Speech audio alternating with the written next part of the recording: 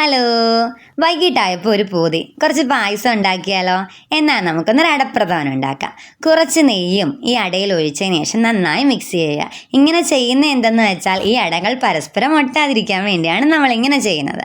അതിനുശേഷം ഒരു പരന്ന ചരുവത്തിൽ നമുക്ക് ഈ അടയെ വേവിക്കാം.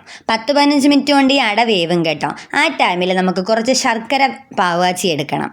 ഈ ടൈമിലേക്ക് നമ്മുടെ അടയും വെന്ത് കാണും. അപ്പോഴത്തേക്ക് അട ഊറ്റിയതിന് ശേഷം ശർക്കര പാവാച്ചം 200 അടയാണ് ഞാൻ എടുത്തിരിക്കുന്നത്. അതിന് പകരം നമുക്ക് 400 ശർക്കര എടുക്കാം. 400 ശർക്കര പാവാച്ചുന്ന സമയത്ത് കുറച്ച് തേങ്ങാക്കൊത്തും കുറച്ച് മുന്തിരിങ്ങയും കുറച്ച് അണ്ടിപ്പരിപ്പും നമുക്ക് മൂപ്പിച്ച് മാറ്റി വെക്കുക. പിന്നെ അടപ്രഥമൻ്റെ പ്രധാന ഇൻഗ്രീഡിയൻസ് ആണ് തേങ്ങാപ്പാൽ. തേങ്ങാപ്പാലിനായിട്ട് കുറച്ച് തേങ്ങ തിരിങ്ങിയതിന് ശേഷം 1-ാം പാലും 2-ാം പാലും എല്ലാം ആക്കി അരിച്ച് മാറ്റി വെക്കുക.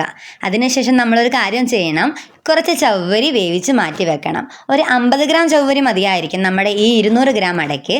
അതിനുശേഷം ഇതെല്ലാം ഒരേ സൈഡിൽ എടുത്ത് വെച്ചതിന് ശേഷം ഒരു പാൻ വെക്കുക. അരിച്ച ശർക്കര പാനിയും നമ്മുടെ വെന്ത അടയും എല്ലാം കൂടെ നന്നായി മിക്സ് ചെയ്യുക.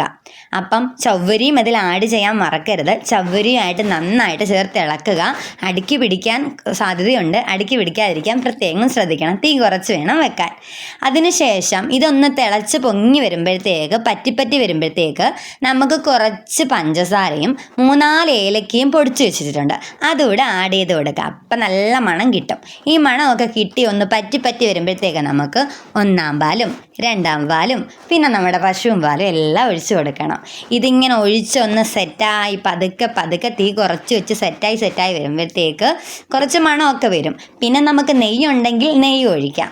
അപ്പോൾ ഒരു നെയ്യുടെ മണവും പിന്നെ കൊളസ്ട്രോളും അങ്ങനെയൊക്കെ മധുരമൊക്കെ കുറയ്ക്കണോ നെയ്യ് ഉപയോഗിക്കണമെന്നില്ല.